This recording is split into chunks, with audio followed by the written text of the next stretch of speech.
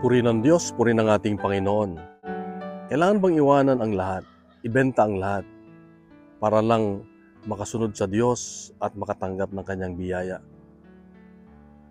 Kapatid, sa Ebanghelyo ngayon, makita natin na si Pedro ay kausap niya si Jesus at sinabi niya, Lord, iniwan ko ng lahat, ang aking pamilya, aking trabaho, ang aking tahanan para sa iyo.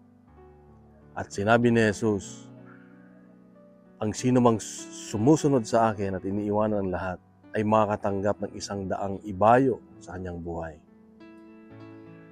Kapatid, hindi na kailangang iwanan mo, ibenta mo ang lahat. Hindi na kailangang iwanan mo ang iyong pamilya, ang iyong trabaho, ang iyong bahay, o mga material na bagay na binigay sa iyo ang Diyos.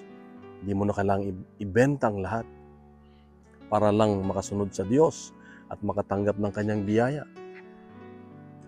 Bagkus, ang hiningi ng Diyos ay sa lahat ng mga ito, siya ang dapat unahin natin, siya ang dapat priority natin. Hindi ang mga ito ang kaagaw niya sa buhay natin. So kung may pamilya ka, dapat nasa gitna siya lagi.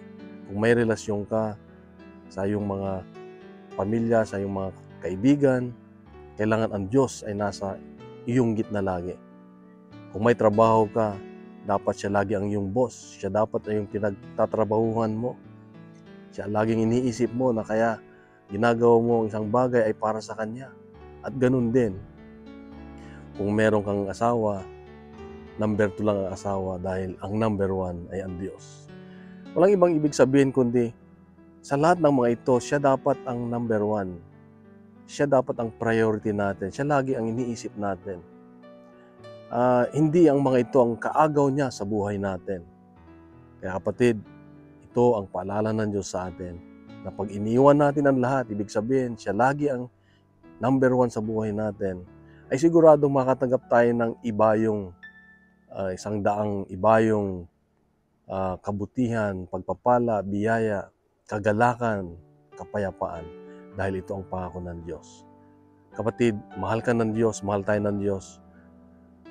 Pagkalat natin ang mabuting balita, ang Diyos ang mabuting balita, at huwag mabuhay sa fake news. God is good and God bless. Isang mapagpalang araw.